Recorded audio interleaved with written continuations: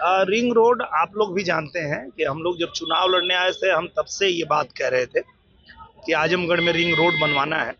और जब हम सांसद थे उसी समय हम लोग आदरणीय गडकरी जी से मिले थे और उन्हें हम लोगों ने पत्र लिखा था कि हमें आजमगढ़ में एक रिंग रोड चाहिए।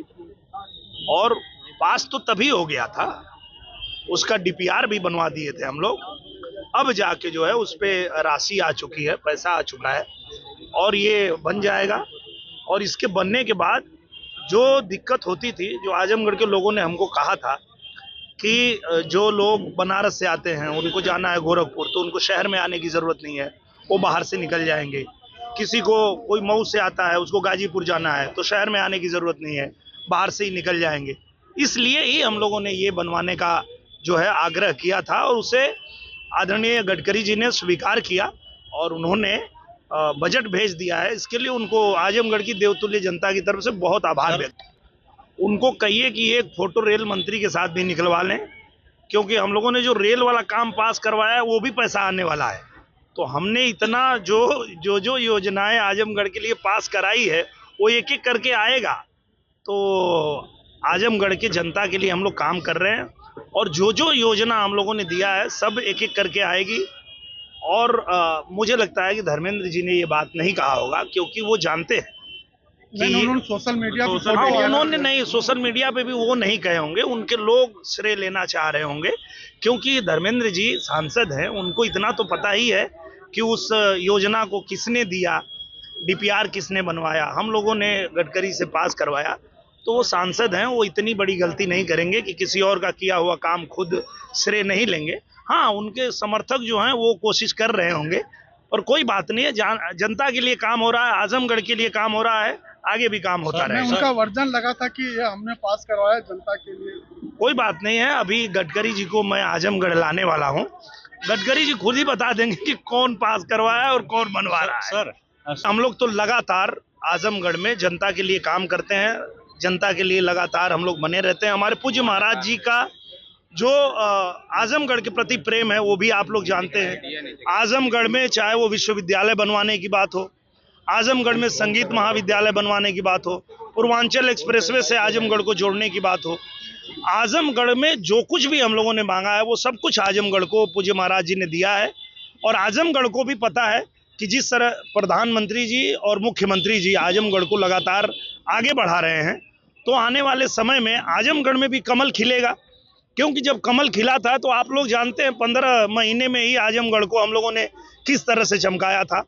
आगे भी तेजी से विकास हो, इसके लिए यहाँ कमल खिलाना है। एसआईआर को लेकर लगातार विरोध हो रहा है। अभी आज ही सपा के सारे विधायक डीएम से मिले, उनका कहना है कि नाम बड़ी संख्या में लोगों को काटे जा रहे हैं। जो फर्जी नाम है वो काटना ही पड़ेगा। और आप ये जानिए कि सिर्फ आजमगढ़ में नहीं, पूरे देश में एसआईआर चल रहा है।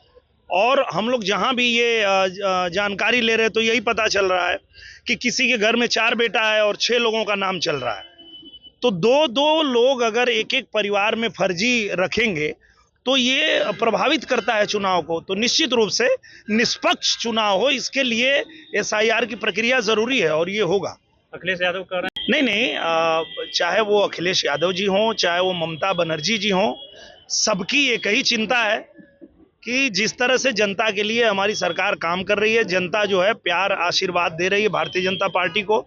हम लोग महाराष्ट्र भी जीत लिए, हम लोग बिहार भी जीत लिए, अब हम लोग बंगाल भी जीतेंगे, उसके बाद आके उत्तर प्रदेश भी जीतेंगे। तो ये उनकी चिंता है, असली चिंता वो नहीं बता रहे हैं। जिस तरह आईएम का महाराष्ट्र में प्रदर्शन था उस हिसाब से अब यूपी में हम लोग तैयारी कर रहे हैं, कैसे देखते हैं? किस चीज का प्रदर्शन है? चुनाव का। वैसी वाली पार्टी ने वहाँ अच्छा प्रदर्शन किया बीएमसी के चुनाव को लेके क्या कह रहे हैं वो? उसमें प्रदर्शन उनका अच्छा रहा, उनके बहुत सी ज्यादा सीटें। अच्छा, उन्होंने अच्छा प्रदर्शन किया, ये तो होना ही चाहिए। हर किसी को हक है कि आप जनता के बीच जाइए, उनकी बात करिए, उनके लिए काम करिए। धरातल पे जो काम करेगा उसको तो अच्छा प्रदर्शन मिलेगा ही।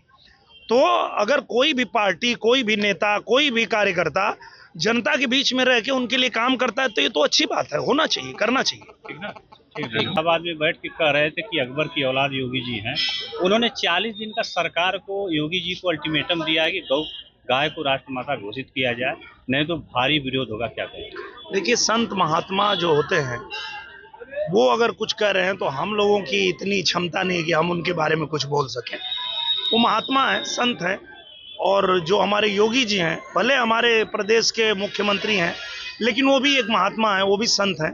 तो जब संत के बारे में कुछ बात कर रहे हैं तो उसमें हम लोग कुछ नहीं बोल पाएंगे। ये चैलेंज जो गाय का दिया जा रहा है कि 40 दिन में राष्ट्रमाता घोषित किया जाए, क्या लगता है, क्यों चैलेंज किया जाए? मैं वही कहना चाह रहा हूँ कि अगर कोई संत महात्मा कुछ कह रहे हैं तो उस विषय में टिप्पणी करना ये हम लोगों के बस की बात नहीं है, उसमें हम लोगों को नहीं बोलना चाहिए। सर, संभल में जिस तरह से बुलडोजर की कार्रवाई हो रही है, क्या लग रहा है सरकार एक अच्छी कार्रवाई कर रही है? कभी नहीं। देखिए, आप जानते हैं कि भारतीय जनता पार्टी, चाहे हमारे प्रधानमंत्री नरेंद्र मोदी जी हों, चाहे हमारे पूज्य योगी आदित्यनाथ महाराज जी हों, कभी जाति, धर्म, बिरादरी, क्षेत्रवाद, भाषावाद इस सब में पढ़ के काम नहीं करते हैं। जब भी काम होता है वो जनता के हित में होता है, और अगर जनता की जमीन को, जनता के हक के जमीन को किसी ने भी कब्जा किया हुआ है तो उस पर कार्रवाई बुलडोजर की होती है। बाकी एक तरफा कार्रवाई कभी भी नहीं होती है। आप ये जान के रखिए, जब कभी आप जाएंगे महाराज जी के यहाँ पे तो आप देखेंगे कि जिस तरह से हमारे हिंदू उनके यहाँ दरबार में पहुंचते हैं, वैसे ही मुसलमान भी पहुंचते हैं। सभी लोगों की सुनी जाती है। वो संत है, महात्मा है, वो कभी पक्षपात नहीं करते हैं। 2027 को लेकर